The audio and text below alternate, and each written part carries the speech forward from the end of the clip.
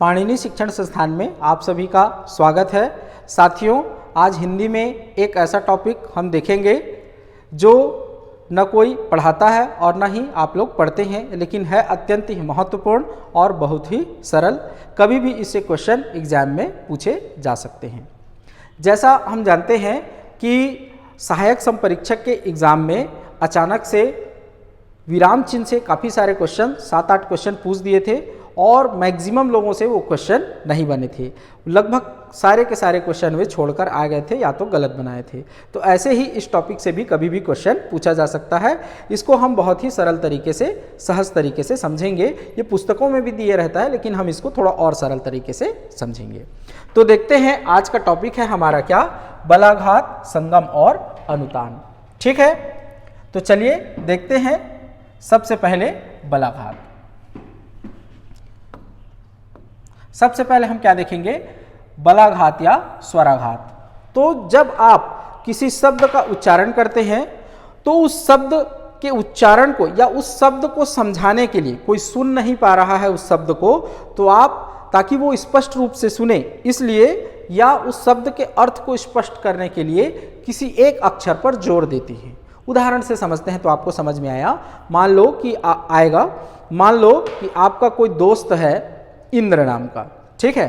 तो कल आप दोनों ने एक कमरे में क्या कर लिया, शराब पी लिया। सवेरे पिताजी आए तो उन्होंने पकड़ लिया। तो वो पूछ रहे हैं कि बेटा कल तुम्हारे कमरे में कौन आया था। तो आप धीरे से क्या बोल रहे हैं, इंद्र। पिताजी को सुनाई नहीं दिया, उन्होंने फिर से पूछा कौन, इंद्र। फिर उनको सुनाई नहीं दिया तो उन्होंने फिर से पूछा कौन, तो आपने बोला इंद्र। तो ई पर आप जोर दे रहे हैं। मान लो इंद्र है तो इंद्र शब्द को स्पष्ट करने के लिए कि क्या शब्द आप बोल रहे हैं, ई पर क्या कर रहे हैं, जोर दे रहे हैं, इंद्र।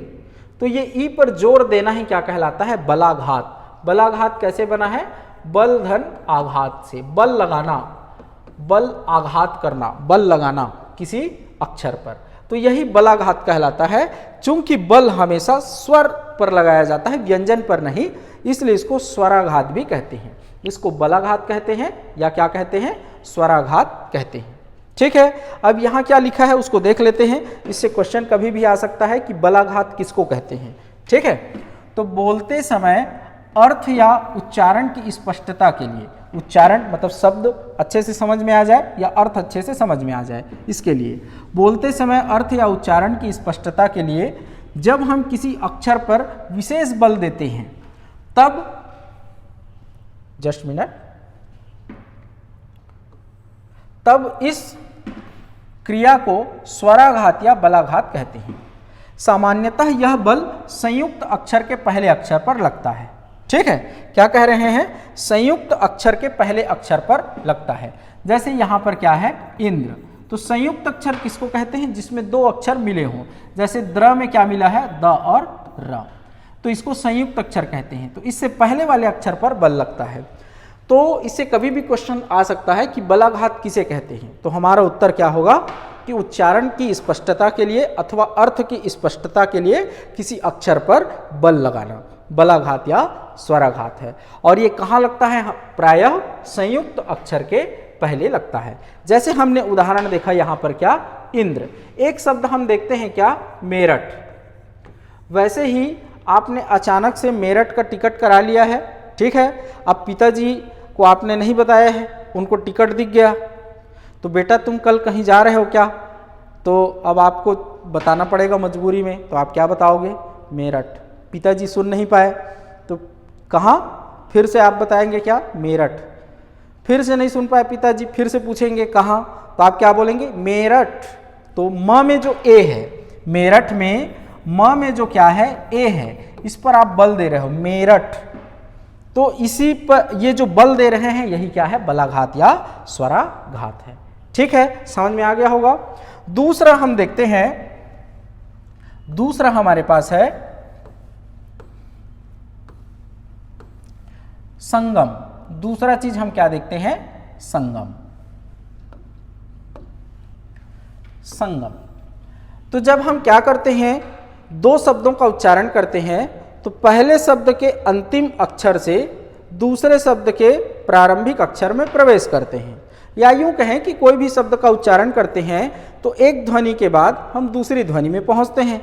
जैसे मान लो क्या हम किसका उच्चारण कर रहे हैं, राम का, तो रा से हम किस में पहुंचेंगे, म में।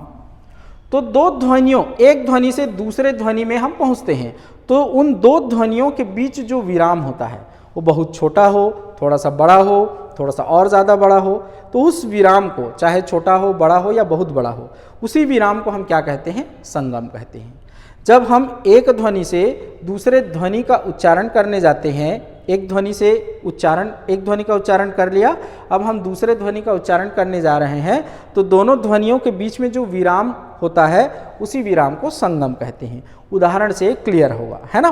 संगम का विशेष महत्व है, इससे अर्थ की भिन्नता समझ में आती है कि दो शब्दों में क्या है, अर्थ भिन्न है।